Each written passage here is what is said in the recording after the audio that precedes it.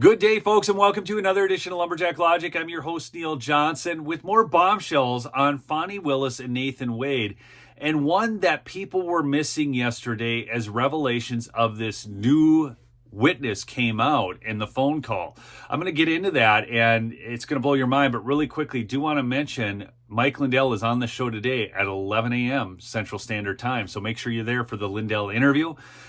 He does have some promo deals that he is offering out, so you can go to mypillow.com, use promo code Lumberjack for big savings, free shipping. We got it back. Okay, so here out of 11 Alive News, down in Georgia, Cobb prosecutor's testimony could contradict previous statements in Fani Willis disqualification hearing. The recent court filing came from a co-defendant in the Trump election interference case, and a second hearing is scheduled for Wednesday. What's wild is every time I keep thinking, this has to be it. I don't know why the judge even needs 2 weeks to make this decision, but fine, he's trying to act judicial. I will say, if he can't make a decision that this lady needs to be disqualified, Nathan Wade needs to be disqualified, and not only disqualified, these people need to go to jail for the wrongful prosecution of Donald Trump, for their lying under oath, for all of it.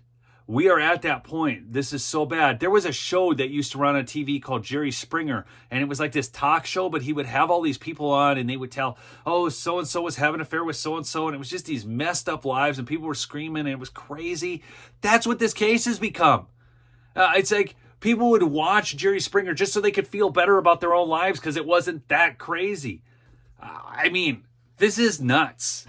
Anyways, Fulton County, Georgia, a Cobb County prosecutor is coming forward in a second hearing surrounding the disqualification of Fulton County District Attorney Fani Willis in the Trump election interference case, stating she can speak to critical details about when her relationship began with the top prosecutor. Top prosecutor, Nathan Wade. I did a video on Nathan Wade yesterday. If you haven't seen it, you need to check it out because he's never been a top prosecutor. It was wild. He's got a brainchild, folks. It was the craziest thing. The recent court filing came from a co-defendant in the Trump election interference case. According to the filing, Cindy Lee Yeager, co-chief deputy district attorney for Cobb County, said Willis and Wade began dating in 2019 or around that time. Yeager also stated that Terrence Bradley, Nathan Wade's former law partner, possessed a personal knowledge about their relationship before November 2021. Ms. Yeager watched Mr. Bradley's testimony before the court and became concerned as a result of the fact that what Mr. Bradley testified to on the witness stand was directly contrary to what Mr. Bradley had told Ms. Yeager in person, the filing says. But there's a big bombshell that people were missing as they focus on this call. Yeager's testimony contradicts Bradley's recent statement where he claimed he did not know when the two began dating, adding that he told her the two met and started dating around the time of the 2019 Municipal Court Continuing Legal Education Conference. Do you remember when Ms. Willis was on the stand and she got all huffy at this point when the attorney questioned, "You're implying that I slept with a man the first time I met him?" And she just goes unhinged. So there's like body language tells all over that. I'm not going to get into it. There's people who will do better videos on that. But she is very vindictive, and she also feels that by just overriding with her crazy, she can shut you up and intimidate you. Mr. Wade had definitely begun a romantic relationship with Ms. Willis during the time that Ms. Willis was running for district attorney in 2019 through 2020, the filing says. Okay? But now I'm going to go directly to the filing because the big bombshell is this, people. Mr. Bradley stated that Mr. Wade personally prepared his own divorce complaint against his spouse, Mrs. Jocelyn Wade, and told Mr. Bradley to sign the divorce filings and to file them on Mr. Wade's behalf. Now, based upon these statements, it is Miss Yeager's understanding that Mr. Bradley did not begin representing Mr. Wade until November of 2021. So the whole attorney-client privilege thing is junk. It's crap, people. There was no attorney-client privilege because he wasn't a real client. Because Mr. Wade was just preparing everything himself as an attorney and then just having Mr. Bradley sign off on this. Now, we know and saw the prosecuting attorneys from Fulton County go after Terrence Bradley right in front of God and everyone on the witness stand about some sexual misconduct allegations, which seemed to take Terrence Bradley aside, or, he was taken aback by this. And you have to think at this point that he is completely 100% intimidated. I can't be convinced of anything else. I mean, this is dirty pool that they're playing down there, and they are trying to intimidate the witness. This is witness intimidation.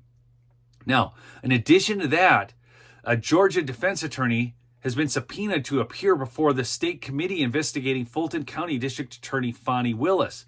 So this is also happening. This is going on tomorrow, and apparently it's going to be live streamed. You will be able to catch that. I don't know if I'll be doing it. I'm sure my friend George will be live streaming it.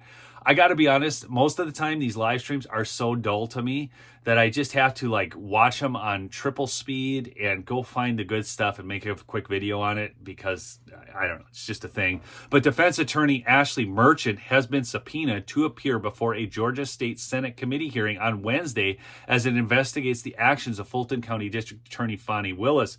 Merchant confirmed to CNN that she has been subpoenaed for the hearing, which will be live streamed. The Georgia Legislative Committee, formed in January to investigate the Fulton County District Attorney, said they plan to issue subpoenas as they investigate Willis, the Democratic state prosecutor who brought the racketeering case against Donald Trump and his allies for their actions after the 2020 election.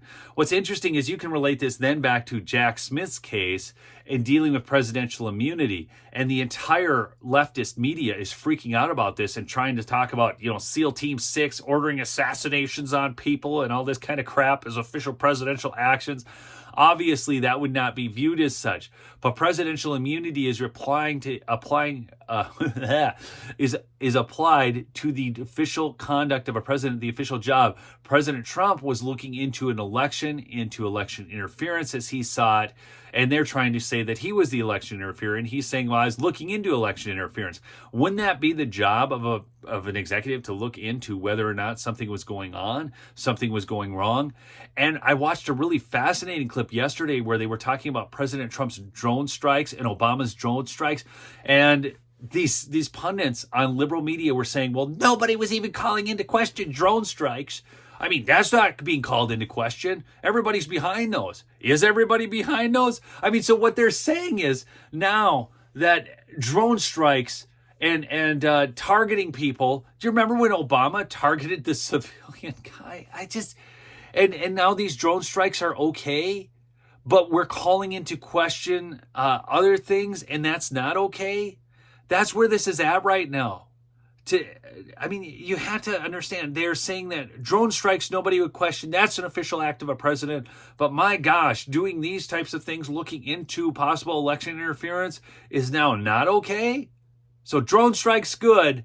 But looking into problems in election, which there were plenty down in Georgia, that's bad.